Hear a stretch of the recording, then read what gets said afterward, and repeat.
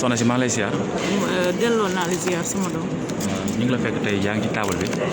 nga seq ay li nga xam ne mooy papier ay carte d'identité ak li nga xam ne mooy carnet de vaccination est-ce que mën nañ xam liggéey bi actuellement naka lay doxee. waaw ñun suñu liggéey bi dafa am limite parce que ñun ñooy jël pièce d'identité bi bu ñu jëlee pièce d'identité bi mag sama collègue bi après dañ koy reporter ci fiche de vaccination suñu jëlee coordonnées yi ba pare après dañ lay indiquer pour nga dem si ñii di vacciner wu waaw pour liggéey bi gën a gaaw gën a yomb parce que comme population Pikine comme ni nga ko xamee population bu rëy la du lu ndaw moo tax ñun ñëpp ñu jàpp si waaw. noo gisee troisième vague bi doole gi mu àndal. Troisième vague bi moom xanaa ma bàyyi ma ne troisième vague bi moom loolu moom xam naa ni ñëpp gis nañ ko li ñu mën a taxaw daal ba yëf yi gën a nuñ koy waxati sax gën a wàññeeku ñun daal ci la ñu taxaw di sensibiliser population bi pour ñëpp ñëw ñàkku si boo gisee ci biir arène bi xam nga ne ñëpp ñëw na presque arène bi CNG fi ñu toll nii ñoom ñëpp ñëw nañ waaw ci population lañ ko njëkkee woon après nag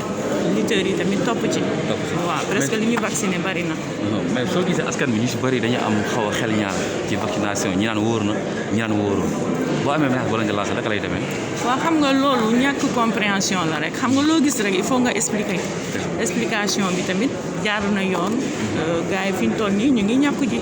ñu ngi ñàkk si vraiment. actuellement nii li ngay enregistré yaa ngi enregistré nombre boo xam te ne bii am nga ci xel mu dal. li ñu enregistré bari na de. li ñu enregistré depuis semaine bala passé ba léegi daanaka fi ñu toll nii de ay hors zone rek ñooy ñëw Pikine de genn wàll yëpp ñàkk nañu hors zone mooy ñi nga xamante ne dëkkuñu Pikine ñi nekk Guédiawaye ñi nekk ci yenn lieux yi xam nga bu ñu déggee ne arène ba ñu ngi ñàkk fi ñu toll nii nit ñi wàññeeku nañ dañuy daal di ñëw moo tax fi ñu toll nii xel dal na daal waaw. jërëjëf kontaan naa ci yow. maa la gën a kontaan merci. ATV ba tey ñiy suivre Grand Théâtre TV maa ngi toog suma papa Manga de ancien gloire papa maa ngi lay siyaar. maa ngi leen di fay. tey ñu ngi la fekk ci arène bi yaa ngi ñëw ànd ak waa CNG di woo askan bi ak peuple bi rawatina njabootu làmb ñëw ci vaccination. waaw rafetlu ko lool ndax su fekkee ne dafa am loo xam ne dafa dal ci askan bi le monde de la lutte le président Bira Sène am xalaat ne ñun war nañu def action bi mooy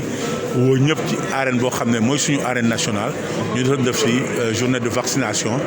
kon yaakaar naa ñëpp dañ ko rafetlu le CNG ànd ak moom accompagner ko ñun ñëpp moo waral suñu teewaay fi en tant que vice-président chargé de la lutte traditionnelle.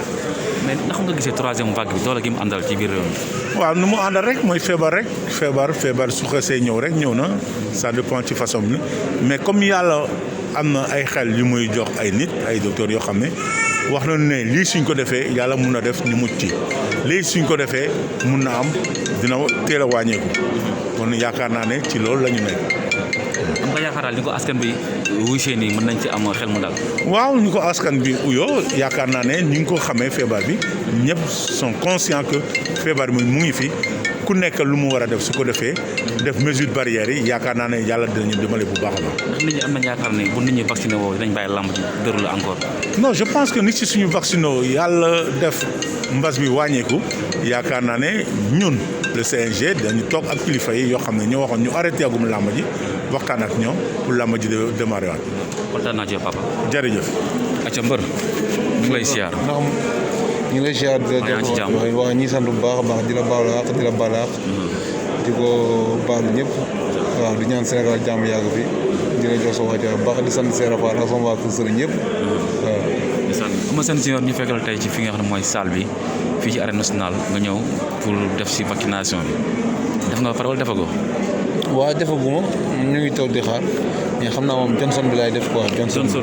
Johnson laay def quoi. ngay door Johnson laay door waaw. est-ce que ñeme nga ko.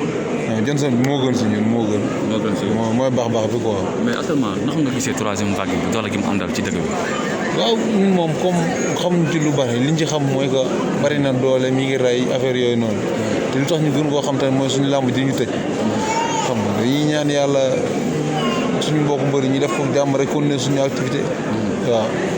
ndax lépp lu la tere reer moom daanaka reer la comme que moo fi nekk te tere la ñoo def suñu activité ndax nañ ko fi jéem a jëlee rek ñu continuer suñu activité incha allah. ku ne xam ne yow yaa waroon bi rek Kalma Ndour grand Mbagnick ba ci jour combat bi nga nekk sa waajaay nekk sa préparation ñu wol ne la kat lamba ji avorté na amatul bi nga ko yëgee naka la def si yow. waaw métti na trop nag métti na trop préparation bi métti na xam nga ñëw def li nga am lépp lebal bay bëgg a dee xam nga du benn autorité bu la teg loxo budul xanaa Dame Diop mi may suma ay supporters ay car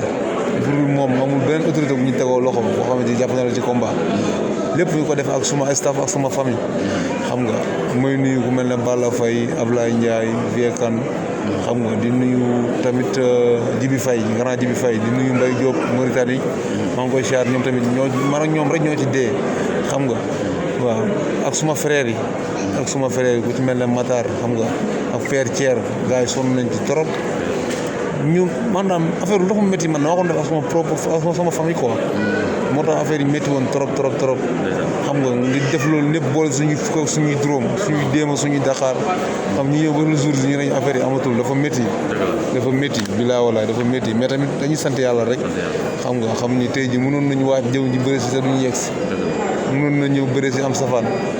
lépp yàlla moo xam nga li des moom dañuy sant yàlla bu baax rek bàyyi lépp ci loxo yàlla incha allah yàlla na fi jóge jàmm ñëpp am jàmm incha allah maa la gën a bëgg ci journée bi nga war a bëree sa combat yàqu ci affaire Covid 19 nga nekk bari mu ndaw nekkoon ci wàccaay préparation ba tollu foofu mu yàqu bi nga ko yëgee naka la def si yow. waaw affaire yi métti na loolu parce que ci jour bi ay 11h la ñu ko wax fekk ñu ngi si wàccaay règlement yi desul lu tax ngemb dem ñu la combat bi yàqu na ndax Covid 19 troisième vague bi mais métti na lool ñu ngi ci sant yàlla bu baax di masaw coono waa Géejawaay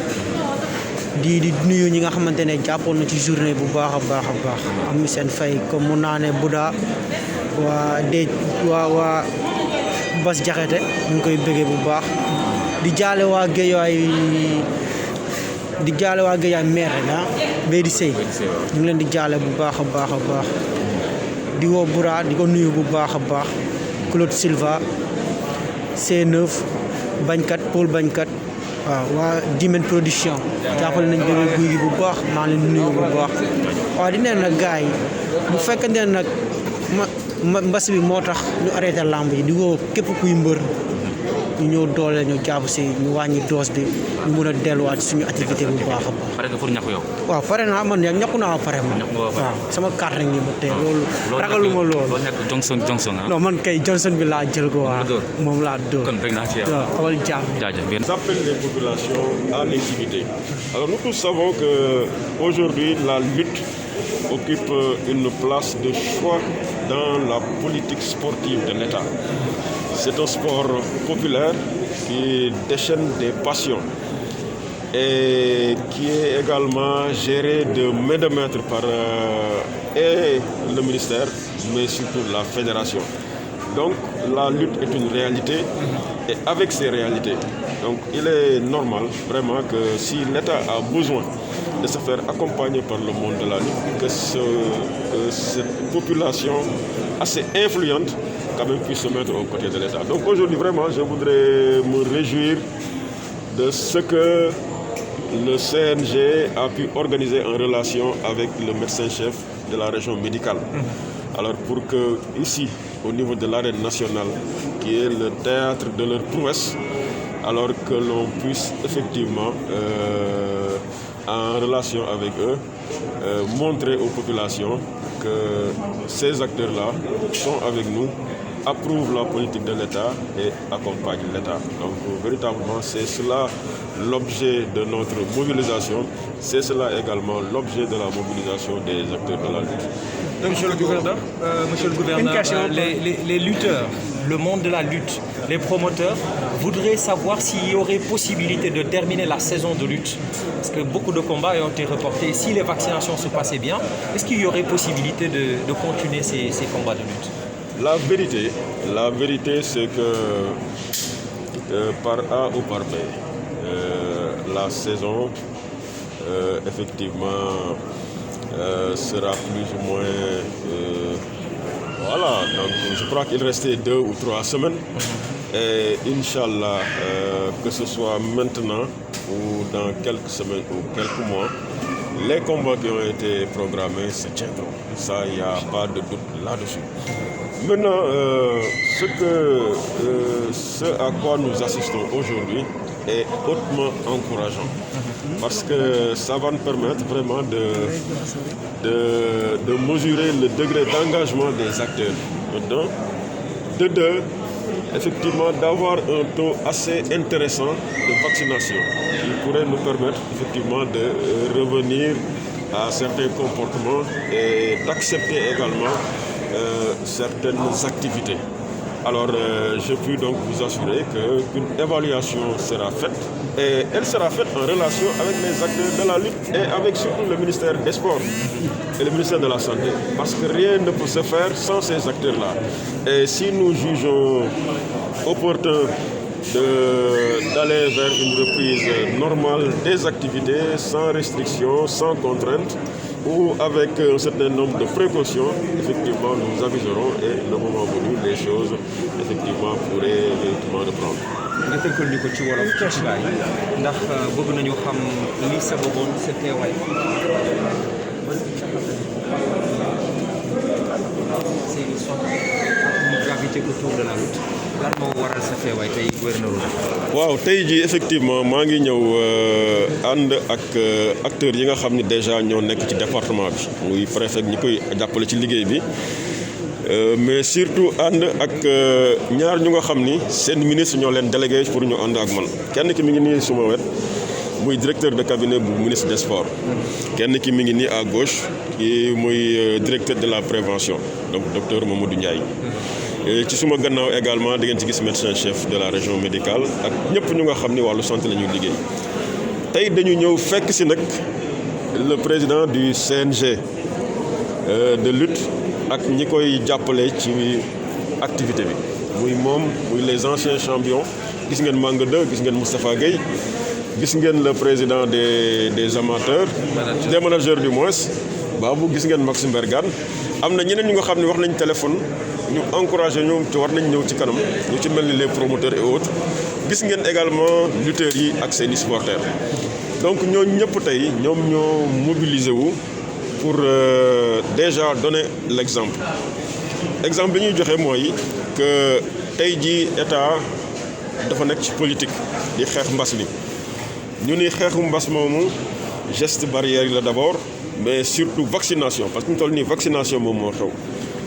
ñoom nag ñu mobiliser wu pour woo képp ku nga xam ni ci axlu làmb nga bokk pour nga ñëw bu dee vacciné nga pare xayrun boo ko deful nga ñëw def ko mais surtout nga woo nit ñi supporters yi amateurs yi ñoom ñëpp ñu imité leen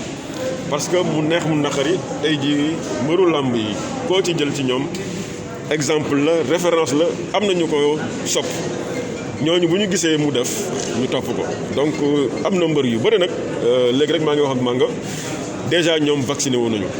donc ñi ko defagul dañu ñëw tey indi seen i nit indi seen i amateur indi seen i supporters ñoom di vacciné donc tey ji ministre des sports ak ministre de la santé am mbégte lool.